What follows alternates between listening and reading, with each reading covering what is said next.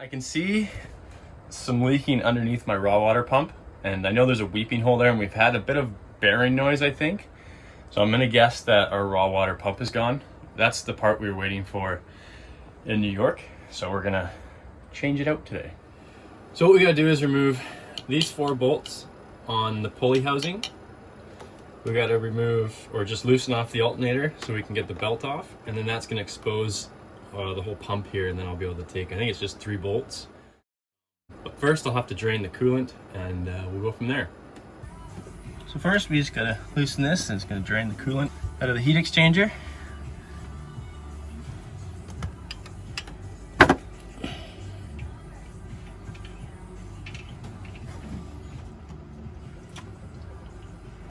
There.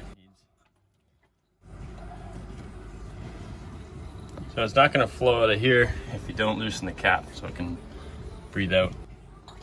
So here's a little tip. To get these 4 bolts off the pulley, don't take the belt off first, because this spins.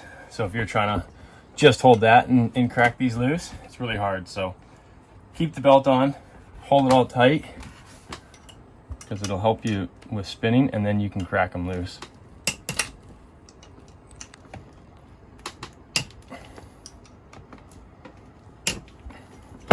So once you cracked all those loose, then take off the belt.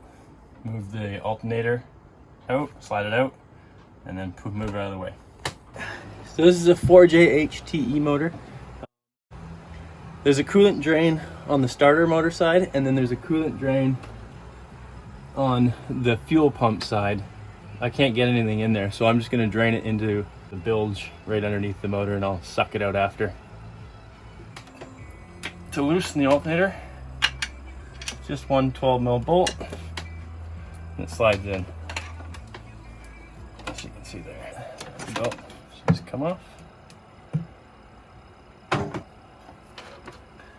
Slide it back out of the way.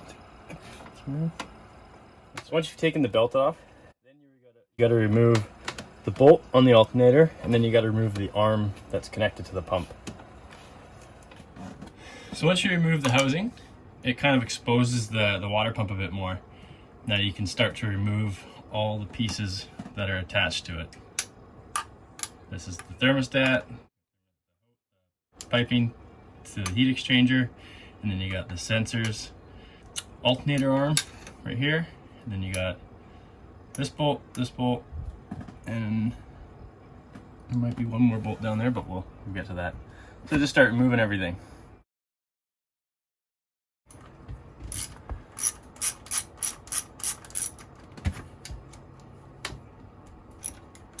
Doesn't look like this has been off in 30 years, so hopefully we don't run into any stuck bolts or anything.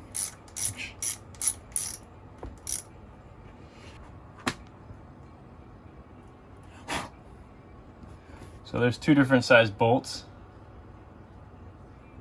Just keep note. Short one on that side, long one on the outside. That's got a lot of rust, so I have to clean that up.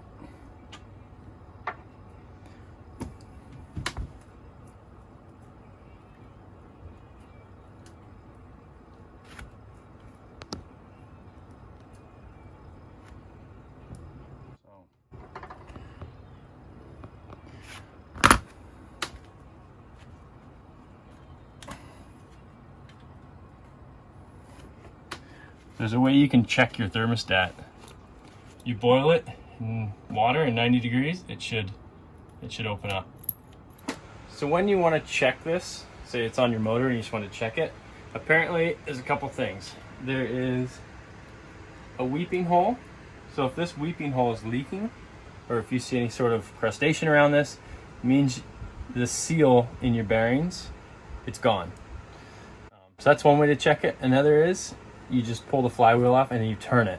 It should feel pretty linear, not jumpy like that. If it makes any sounds, like you probably can't hear that sound, but so watch how this one spins, and then the new one. It's very smooth and linear. So that means the bearings have gone, they've been intruded and they're all shot. Feels like it works still, but that's me trying to spin it. You can see it jumping. It's nice and smooth. So the only problem now is I've got the piping to the water heater. That stuff's probably going to be seized on, and then I have a seized on sensor right here, so I might have to heat that and to get it off because it's seized in there.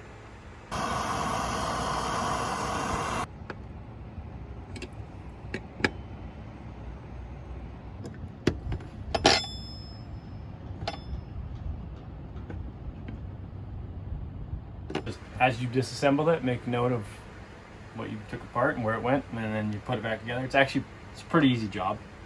I just had some problems with seized on pieces, but we ended up getting it off with a little bit of heat.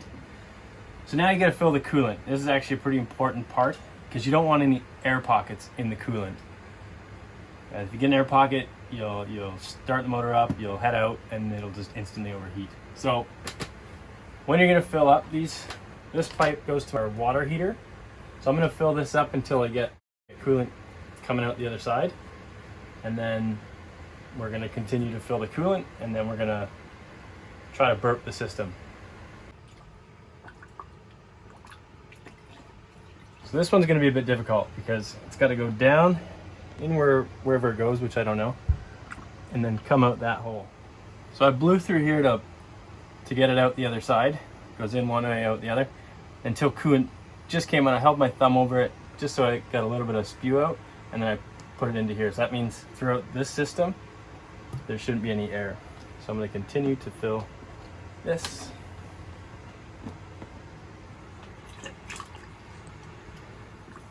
So when you put this all back together and you put your belt on, it should be about 10 mil. So it should only be able to move 10 mil. So once you get all the coolant in the motor and you think you've got it all, this is going to be the highest spot, is in the temp sense for an air pocket to trap. So you got to kind of burp the system. So fill it up. You can squeeze this pipe to try to get it to fill up temperature sense. And what you can do is you start the motor for no more than 20 seconds, turn it off, come down, fill more in, because you're probably going to lose some, because the water, you're going to lose air in at the cap as well. So I just did that. I started it for about 15 seconds. Now I'm going to add more. I'm going to burp the system again, or burp this. Second.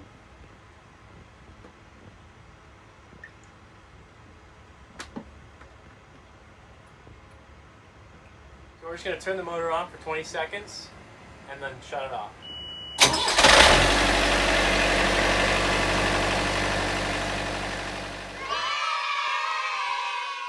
Hey kid, you gotta eat. Not with those hands. Okay, I can't eat right now. You keep me alive with feeding, and I keep you alive with the water. It's a deal. Why did you row back? I don't want to jump in there. It's like so yellow. You dropped the key. It was on a lanyard. Wasn't it around your wrist? No, it wasn't around my wrist. Why? Red fire.